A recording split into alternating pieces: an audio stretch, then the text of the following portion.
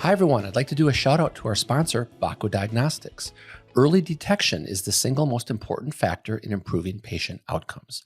The Bako Diagnostics team recognizes how impactful a podiatric physician can be and remains committed to supporting you in your role as the first line of defense in diagnosing conditions of the lower extremity. Thanks to the unwavering support of their clients, Bako Diagnostics has been able to give back to the podiatric community for 16 years by providing podiatric educational resources and advocating for the position. Bako Diagnostics, helping podiatric physicians keep America on its feet. If you have not yet had the opportunity to utilize Bako Diagnostics services, get started today by sending an email to corporaterelations@bakoddiagnostics.com. The first 50 podiatry offices who request a starter kit will receive a Dean's Chat mug. Hi, everyone. Welcome back to Dean's Chat, where we discuss all things podiatric medicine. My name is Dr. Jeffrey Jensen. I'm the Dean at the Arizona College of Podiatric Medicine and co-host for the Dean's Chat podcast. Once again, I'm joined by my co-host, Dr. Joanna Richey. Hi, Joe. Hey, Jeff. How you doing? I am doing fabulous, kind of getting organized, getting ready to head off to the SAM meeting this weekend. I know it's a fun-filled, busy week, getting everything done right before you got to go. And yeah, I'm really excited about today's guest. Oh, me too. And it is busy. That's why I'm sitting in my office. Sometimes I go, I've got a little place in my house, Jim, kind of like yours. So anyways, let me welcome our guest. He is no stranger to Dean's Chat. Dr. Jim McDannald was on podcast number 71 of Dean's Chat. And it seems like it was yesterday, Jim, but a lot's been going on since then. Welcome back to Dean's Chat. Thanks so much, Jeff. It's great to be back on the show. Had a lot of fun the last time. I guess it's hard to believe it's been 2 years. I don't know where the time goes, but excited to this time to be joined by Joe and get a chance to have a catch up with both of you guys. Fantastic. And I don't know if our listeners remember, but you and I met when you were a student at Scholl, and I was the clerkship director at the North Colorado residency program. And then that's just further testimony that time flies. No, absolutely. I remember going to your clinic, total contact casts, and learning a lot of stuff there for that month. And who would have thought, I guess, I don't want to say how many years it's been since I was there as an extern, but it's been a couple. But it's great to catch up with you. And I love the information and the educational content you and Joe share with the podiatric community. It's just great to, have those kind of close ties and way of just kind of having an open conversation with a bunch of podiatrists, talking about the profession and kind of lifting the profession up. So I'm super excited to be back. Fantastic. Well, there's two things I'd like to catch up first, and there's two things I want to talk about. Your podiatry growth business, which is helping practitioners get the most out of their practices. I'd like to discuss how that's going, and I've seen you at a lot of different conferences, so that's good. And then because you're a fellow podcaster, Joe and I always love to talk to fellow podcasters. It's great to tell stories. But before we get to that, a little update. I know you had moved back to Eugene for a little bit of time before getting back to Montreal. How'd that work out, and how did it come about? Yeah, so my wife is a psychology professor at a university here in Montreal. So every 6 or 7 years, she has an opportunity to have a sabbatical. And the first sabbatical was a kid sabbatical where we had, I think our son was born during the last one, so we didn't go anywhere. But this time, I have a son and a daughter that are 11 and 9. And my wife and I met in Eugene, Oregon, of all places. So she has some research colleagues and some friends in that area. We still have friends there. So we thought, well, maybe we'll go back to the place where we met and have the chance for my kids to see where we met. My kids speak both English and French, and there was a French immersion school there. So it was a great opportunity for them to improve on their English and improve, maybe help some of their classmates improve their French, since they go to school here in French 100% of the time. So yeah, it was a great opportunity to be out there, see old friends. I drove by the clinic where I used to work at. It was kind of a weird feeling to now be with the providing marketing services and helping podiatrists one-on-one with the consultancy I do now. But no, it was a great time to be out there, and podiatry growth is definitely, for lack of a better term, growing. But it's been fun to be at different events, whether it's conferences, having the podcast with Tyson, posting on LinkedIn and different places to try to help educate our peers about what are those ways to be seen online, right? Because the new generation doesn't open up a Yellow Pages. They don't, maybe they'll listen to their doctor, but the first thing they're going to do is Google or throw something in Chat GPT and see who that right doctor is in their area. And if we can help podiatrists and private practice owners understand those opportunities, it won't feel as scary or as concerning about how medicine is shifting in that way. Well said. Yellow pages? No, just kidding. That's incredible, Joe. So that's kind of neat. I mean, living in Montreal and your kids are speaking French, and now you're in Eugene. And Joe, it feels artsy to me, and that's right up your alley. Well, and it's also really fun because I think there's so much crossover, Jim, between our two stories. There's so many parts of our life that contribute to experience that sometimes having read, and I don't want to go all the way back through all the things you and Jeff talked about the first time about how you got to where you are now, but I would love to kind of scratch this itch a little bit, because one of the things that I've learned talking to so many different people now in the profession is that we're not all the same, and we shouldn't all be the same. And so I'd love to get your experience leaning into the things you went through. The whole podiatry experience. You provided podiatry as a service, as a practitioner, and now you've been able to take that and transition it into a whole different experience. Looking back, do you wish you would have done it sooner? Do you wish you would have waited a little longer? Like, what does that situation feel like in this phase of life? You have a 9-year-old, 11-year-old. I have kids very similarly aged. So I'd love to get your take on that. I guess when I look back, there's no regrets, right? Like there's not, my path is where it is, and I'm here in front of you guys talking today because of the decisions I made and the path that I walked down. But I definitely feel like the one area that hopefully for younger podiatrists or other people in practice that maybe have other interests is that leaving those options open and knowing that there's other options besides people that are, in a clinic or in a multi-specialty clinic or ortho group that are providing great care. This is not to diminish what they do at all. Yeah. But like sometimes, inside yourself, you have certain interests, you have certain strengths. Like when I was in undergrad, I wrote for the school newspaper about, sports, and I was always been into like running and track and field and those things. And even when I was in practice, I did some sports medicine, but I loved going to Hayward Field and watching track meets. And I loved talking to the journalists about like high level, track and field Olympic style athletes. But even when I was practicing, like, there was trying to find that way of how do I incorporate that into my practice, but it doesn't even have to be that kind of, narrow, I would say, is that, we do go, I think, us as podiatrists and podiatry students, you're very motivated, right? You have these kind of like coronation steps or these, for lack of a better term, hoops to jump through, right? It's get into podiatry school, then it's do well, and then it's pass boards, and then do well in interviews. And you kind of like get into like getting on that kind of treadmill in a way, which is a good thing. I think you meet people that way, you learn, you have experiences. Those are good things, but sometimes you have to step back and look and see like, what else do I enjoy about the profession? Like I said, I got into it because I liked running and those kinds of things. And then as I wish I would have known it was an option that in the future, if I liked building websites or if I liked writing things, that like it's a viable option to like start a business and find ways of helping, my classmates, my colleagues. But I think there can be a lot of stress that if you kind of start to kind of vie off the path of kind of the, go to residency, get a good, foot and ankle surgery job, round in the hospital. And like, that's what like I saw as success for a very long time. So there was stress and there was kind of like, for lack of better, like, what's wrong with me? Like, why don't I have the same kind of enjoyment that maybe some of my colleagues do? But it took me a while and kind of the love and support of my wife to kind of like realize that I didn't have to be what other people expected of me. If I could take those skills and experiences and strengths and help out other people in a different way, I get a lot more fulfillment out of that these days. So I wish people would give themselves the option to know that there's not just one single path, I would say.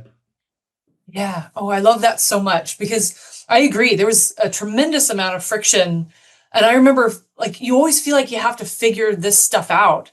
I was actually just talking to my 9-year-old who is already starting to feel some kind of stress about figuring things out. And I'm like, you do not need to figure things out right now. It is okay to just keep everything open. And I appreciated, you'd had a post, again, it was probably a really long time ago now, where you had talked about, and forgive me if I butcher this, but it's not an abandonment of your skills and your training. It is the natural growth and progression of becoming the best version of yourself. And that, again, at that moment, maybe that was just what I needed from that particular passage. But I just remember how like it struck me like, man, I wish I had heard that like 5 years ago, right? Like in those moments when you feel so much of that, I guess friction's the right point, because it's not really anxiety. It's not like an anxious thing. It's friction where, to your point, like the vision of what I had in my head of like, well, that's what success should be. And I'm doing it, but I'm not really happy. Like it's not what I wanted it to look like for me. And it's now starting to take away from these other areas. And Andrew Lundquist also just posted recently on LinkedIn about this period of friction where, and I don't mean to butcher his post either, because it was really eloquently written, but something to the effect of, I knew my skills could be used in other ways, and I didn't want that to be the only way that I created. And I think it's very similar to what you were just describing. So thank you for sharing that with us, because someone out there, I'm sure that's a useful thing to hear. And for those that aren't, then thank you for listening, and we'll move on now. So Jeff, what's your thoughts? I totally agree. I mean, I can think back when I was in practice for 17 years before I got into academics. And if I were to flash back to year 8 or 9, I didn't even think there were options, right? I mean, I was just focused. You got your surgery day, you got your patients, working with residents, you're teaching students. There was no off ramp. I mean, it was like you're like straight on. So for me personally, to move into academics was a big change too. So I think we've all kind of felt that at different times in our careers.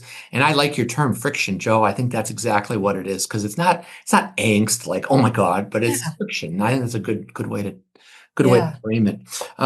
So Jim, I have a question for you about podiatry growth. I mean, we continue to see changes in the way we experience the world and interface with our colleagues and patients. And you are at the forefront of that. I follow you also on social media, and I love reading your posts, especially when you give those little vignettes about practices that have been doing things antiquated. It doesn't feel antiquated, 5 or 10 years ago, but it is today. So what are you seeing? What are you seeing in your business, and how you're able to help our colleagues and just podiatry growth in general? Like, how's it going? No, things are going well. Obviously, kind of being a one-on-one consultancy, there's not explosive growth. I'm not working with 50 different clinics. It's something that, it's one clinic at a time, but I feel like it, like you said, there's lots of changes going on, right? So it's something that you have to kind of stay on top of and stay educated about. What are those different opportunities? Because there can be a lot of noise out there, right? So like there's always new channels, new things going on. But what I feel like has really been beneficial for people these days is to understand what they want to get out of their practice and what they want to do with their career, right? Like I said, I moved from practice into doing something completely different, but maybe it's not as extreme for someone else to say, you know what, I get a lot of joy out of seeing sports medicine patients, or I get a lot of joy out of taking care of diabetic foot wounds. I'd like to see more of that and have a little bit more of an idea of what you want and what brings joy to your practice, and then kind of moving in a direction to develop your website that shows you like authentic photos of you doing those things, not a cookie cutter top 50 diagnosis, top 50, treatments, website. Those websites are helpful for a few people if you want to be a generalist, but if there's certain types of care you want to provide, you need to be seen as that local leading expert in that specific type of care.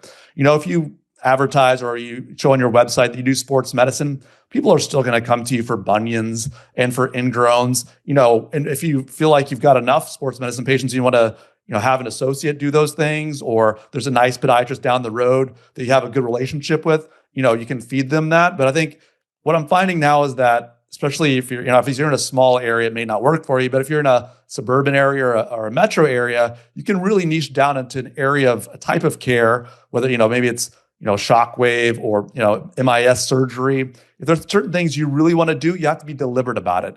A shotgun approach where you run Google ads around a 20-mile radius around your clinic that's not specific, like that's not what you want to do. You need to be a little bit more on the planning side before you jump in and start doing tactics. And, you have to have that strategy first before you just jump in and do all the things, because, there's a lot of change going on now, whether it be with Google, with AI, with the importance of showing up locally on all these different places. It's super important. So like, I think it's important for a lot of podiatrists. And if anybody's listened to the podcast that, has run into this, it's super important to step back and think about what you want out of practice. And I think that maybe when you're first getting started, that's not easy to do. But as you get, like yourself, after a while, you can kind of understand what direction you want to head, and then you can kind of double down and focus on that.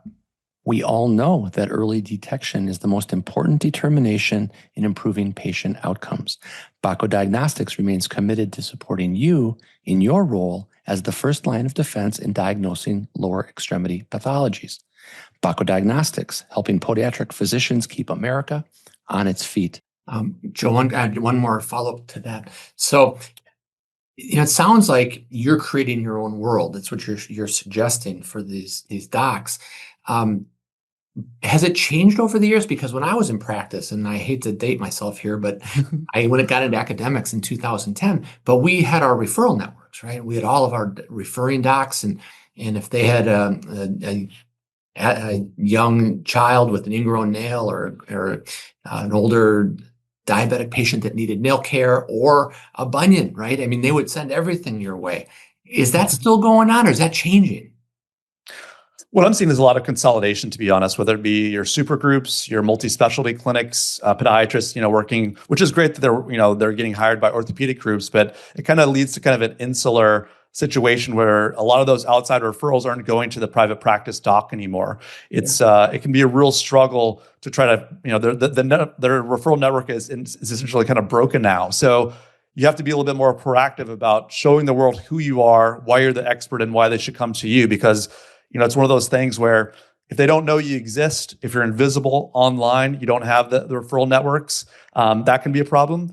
But also if you're in an orthopedic group or a multi-specialty group or at a hospital-based system, there's, not just thousands of dollars that are being decided. There are millions of dollars that are being decided on a marketing spend and branding and showing, obviously there's a CMO and those kinds of things. But the more the doctor can be involved to make sure that the expertise of that group is being, shown in the right way, you can be a very valuable resource. So as much as I talk about, the real importance for smaller private practice podiatrists, and that's who I work with, to be proactive, to have a strategy and then to implement it, even if you're in a multi-specialty group or a larger podiatry group, it's still a really, really important skill to at least know about. You maybe don't enjoy it and you focus on your clinical work, but doctor's either doing it in your practice or you're paying someone to do it, and having a working knowledge of it is super important these days because we live in a consumer first world. Netflix on demand, Amazon Prime delivering in one day. Patient expectations are getting higher and higher. They feel like, ChatGPT is launching ChatGPT Health. People are self-treating and self-diagnosing at rates which are ridiculous in a way these days. So you have to know what's going on in these technologies and how it applies to your specific practice. That is so well said. Joe, your thoughts? Yeah, I think this is a really exciting and time in medicine. We have access to so many different things to support us. And at the same time, it can get really complicated very quickly. And I know from personal experience and certainly talking to friends, people can spend a ton of money in all the wrong places. I appreciated what you said about intentionality, Jim. You really want to figure out, where do I want to show up? And then how do I find those places? How do my customers find me? Over the last 5 years, that's changed quite a bit. What do you think when it comes to things like AI? What do you think the future of what this looks like will be? Yeah, that's an excellent question. I'd first say that one of the issues I run into with the people that I either work with or people I talk to these days is that, like, there's a certain level of, I do marketing. And like, that's, and this is not to dissuade people from, low cost services, because everybody needs a website and those things. But, I pay $500, I pay $1,500 a month and I do marketing and like, I'm good. But like, there's so much underneath of that to like try to unpack, right? Are they, like I said, is it a 20-mile radius around your clinic with just like any term, like foot pain, bunion pain, like just not necessarily generic, but very broad terms of things that maybe you don't even want in your practice. Maybe you want to do MIS surgery and there you've got 4 different wound care pages on your website. Is that really like, there's Right. something off there, Yeah. why have 50 diagnoses and 50 treatments if there's 8 or 10 things you really want to be known as? And like you said, like AI is one of those things that's, it's still in the early phases. Google is still the dominant player, but as these LLMs and whether it be ChatGPT or Claude get better about scraping the internet, because right now what I would say Claude and ChatGPT are basically, they instead of doing one Google search, they'll do like 25 or 30, like a meta search, and it'll aggregate that information for you, right? So they're not very good right now, as far as I'd say, in local searches. And that's really where podiatry clinics that have a local strategy, like they want to be known as the sports medicine podiatrist. It would be great if it was, international or nationwide, but your biggest scope of influence is probably in that, 10 to 15 mile radius around your clinic. So if you can be seen in local search, whether it be Google or these LLMs for that specific specialty in that specific area, that's what you need. That's what podiatry clinics need to win on, is to be the best in that. And that takes effort, though. That takes planning. That takes execution in a very precise way, and not just a shotgun approach, which I find like a lot of clinics are doing these days because they feel like they, quote unquote, need to do marketing when it's just kind of like a general plan that's not really specific to the type of care they want to provide. Wow. And I like recently you had a post that I thought was really poignant, talking about if you find that you feel like you're working so hard, but you're just not hitting the marks that you're looking for, looking back at what your day looks like, where are you spending your time? And this kind of goes back to your intentionality part. If part of your day or a good portion of your day is being wrapped up in the 20% of things that aren't driving, but you're spending 80% of your time on them, that's a huge mismatch and a great opportunity that switching things around. And this is where, again, I'm a believer in things like consultants to help those areas. Like, this is where my intentionality is. I'm going to ask you, the expert, how do I get from here to there? How do we bridge this gap? Because as a provider, it can be hard because that's not my area of expertise. I have no idea how the Google algorithm works. I don't know how often they change it or what they do to change it. And so those are the areas that I think can be tricky to navigate. And so I appreciate when you had said the intentionality and then forward thinking, how does AI start to impact that? How do you get into this crawled search to show up in the ways that you want to show up and not just as maybe this other category that you're like, I have no interest in that, but I keep showing up there. So again, I just think those are the areas that right now are not my area of interest. So I'm glad there are people that understand. My husband works in tech as well. So this is like his world. And every time I learn more about the internet, my brain breaks a little bit. Like, what? That's crazy. How much information, just that little bit of targeting, how much that really focuses what you're doing. Yeah. Jeff, your thoughts? Couple thoughts. One was, Jim, it seems like podiatry growth, its niche is expanding as the market changes. So that's the first thing I thought. The second thing, you said something where your potential clients might say, yeah, I'm good. I'm doing marketing, but I'm good is kind of code for I don't know what I don't know, right? And to both of your points, I think there's a smart way to do things, and there's the way we've always done it way to do things. And we need to be agile and shift gears and do all the things that we need to your point earlier, the yellow pages. Can you imagine explaining the difference between a white pages and yellow pages today, right? I mean, they don't even know what you're talking about. So, yeah. Jim, I'm super fan of yours, and I'm very impressed with your ability to break off and delve into these areas that help docs that, to your point earlier, they're busy doing stuff every day. They don't have time for this, and they need to be directed appropriately. No, they're busy, and like no one. I almost see myself sometimes as an educator and a translator in a way. They have these things that they want to do, and like that they're getting pitched, they're getting cold called. They're just people that are going to provide them a website and not much more.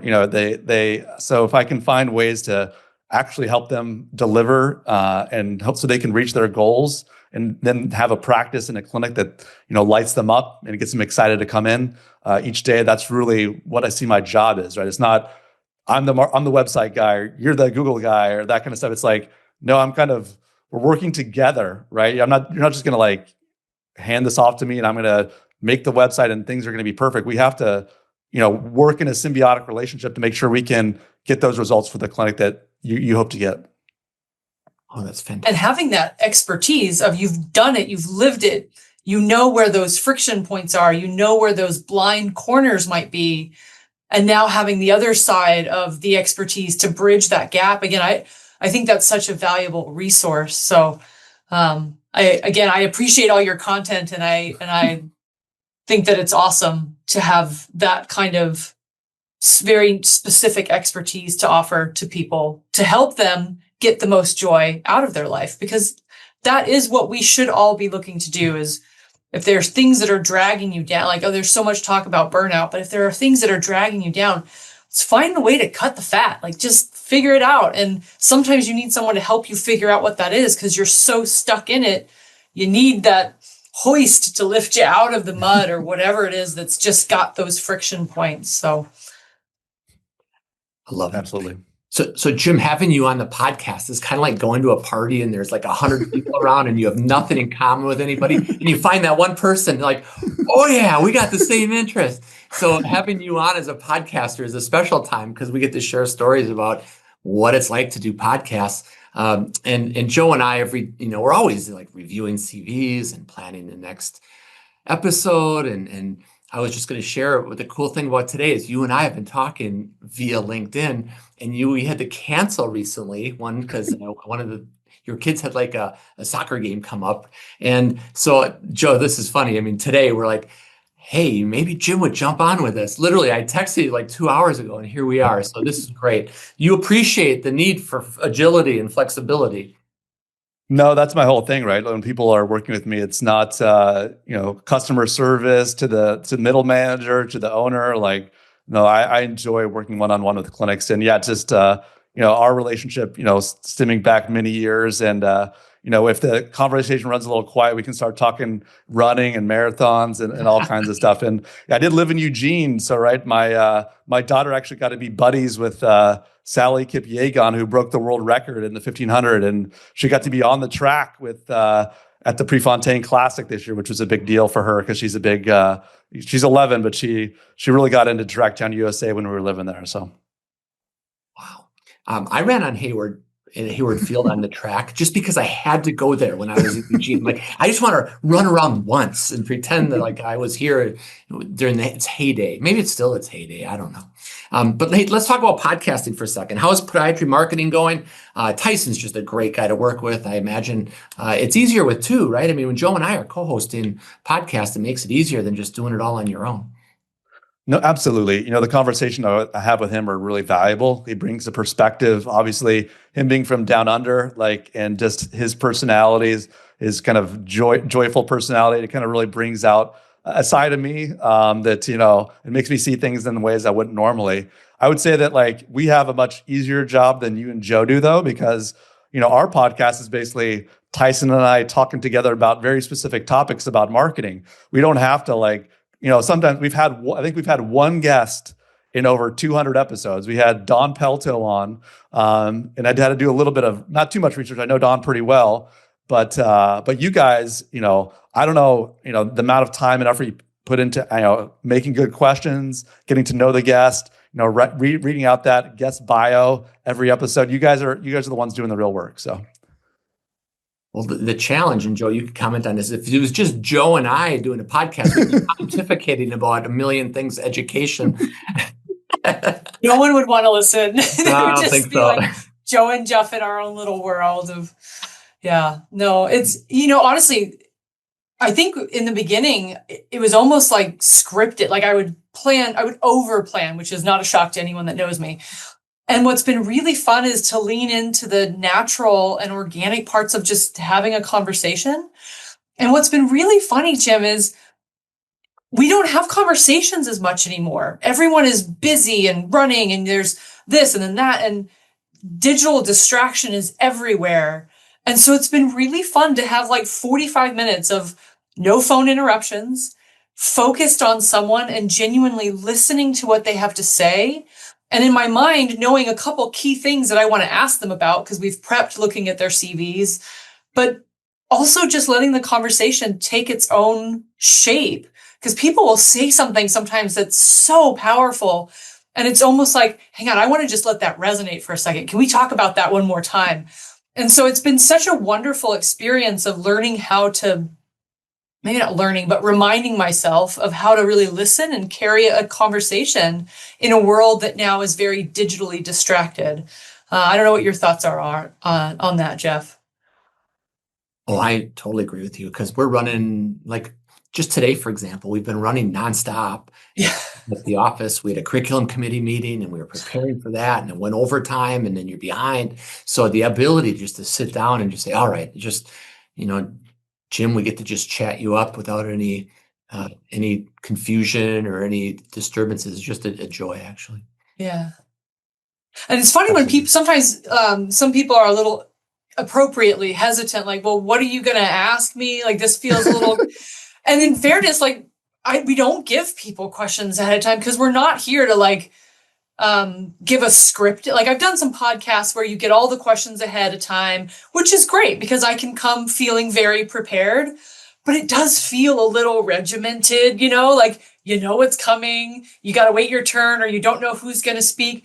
And it's fun because most of our guests, I would almost say all of them, at the end, they're always like, that was actually really fun. Like that felt a lot better than I thought it might be, or that went better than I thought. And it is because everyone can lean into just that human part of conversation. And you can't get things wrong because it's just about you. We're not asking people to answer really tough, questions, or we don't think that we are.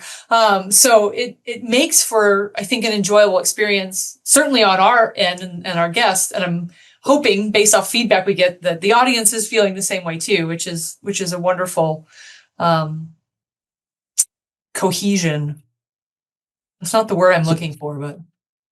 So there's no gotcha question today. I'm ready. I'm ready for the gotcha question. So. Ooh, gotcha. Okay, I got a gotcha question. So who steps on each other's toes more? Do you step on Tyson's, or does Tyson step on you? I mean, he's the more boisterous Australian guy, right? So I'm the more reserved Midwest American guy. So I mean, I think that's kind of our shtick a little bit. Sometimes I'll rib him, but it's kind of from the place of Jim's the nice, quiet Midwestern guy. But I don't know. It's fun. We have a good time. And Joe, one more question. Do you guys edit a lot, or do you just kind of let it go? Pretty much let it go. So Tyson takes care of the audio editing. I do the video portion of the podcast, and then I create the clips and those things. So yeah, I don't generally, unless there's massive coughing or dogs barking in the video, I'll usually just let it ride. So yeah.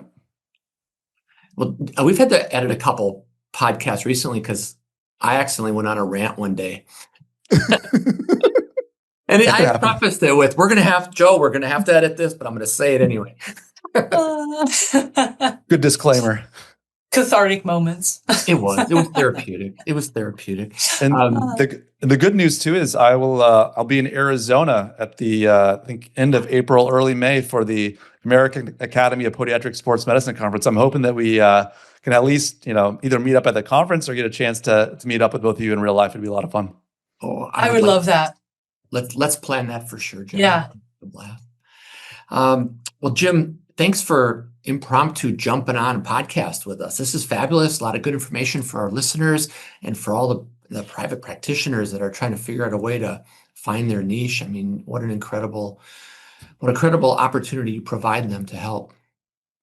Well, that's very nice of you to say, and I really appreciate you being on the show. I listen to you guys every week, and just the listening to these conversations keeps me in touch with the profession. Obviously, I have the people I work with, but hearing different perspectives of different people in the profession just gives me a wider range of knowledge and voices to make sure what I'm doing has the kind of impact, so I can help people that are making an impact on the health and the lives of others. Is really, really important to me. That's fabulous. Joe, any last words on your end? No, I love that. I just keep doing what you're doing. That's one thing I would say about digital content is you don't always get the feedback, like who you're reaching and how you're reaching them, or, unlike a classroom where we get lots of direct feedback, positive and negative, right on the spot, which is good. That's how we get better too. But I have really appreciated so much of the work that you do, Jim, and appreciate you taking the time today. So thank you so much. I echo that, Jim. And to all of our listeners out there, if you're listening on Apple or Spotify, please give us a 5-star rating. And Joe, I always ask for comments and we never get any. So please leave a comment or two. And if you're watching on YouTube, by all means, become a subscriber. Joe and I will continue to bring leaders in podiatric medicine. And Jim, thank you so much for coming back we must not have scared you off the first time, right? I mean, you came back for more, and that's about as much of a gotcha question as we've got, right? To be honest, Jeff, it was just you and I last time, and since Joe's on the podcast now, I'm like, I've got to have a conversation with Joe. I mean, it's good to catch up with you, Jeff, but like, if I'm going to be honest, it was more to have a good conversation with Joe today. I love it. That's fantastic. We're going to send you a Dean's Chat mug with both of our names on it. So I'll be able to two-fist it. Nice. You will be able to two-fist it. Fantastic. All right, everybody. Have a wonderful weekend. We'll see you next week. Cheers.